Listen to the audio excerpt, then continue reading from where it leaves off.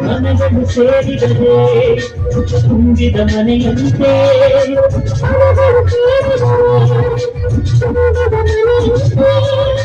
ತುಂಬಿದ ಮನೆಗಳ ದೊರೆಯುತ್ತೆ ಜೀವಿನ ದೂರು ನಾವೆಲ್ಲ ದೇವಿಯ ಜೀವಿಯ ಜೀವಿನ ದೂರು ನಾವೆಲ್ಲ ದೇವಿಯ ಜೀವಿಯ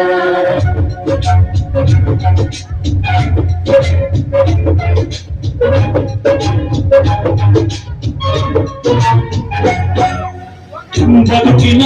ಬೆಂಡಿಗೆ ಅಂಟಿರೋ ಜೋಳದ ಕಾಳುಗಳ ನೋಡು ಸಿಪ್ಪೆಯ ಸೂರಿನಲ್ಲಿ ಸಹಜೀವನ ಮಾಡು ಅವರ ಕಾಳುಗಳ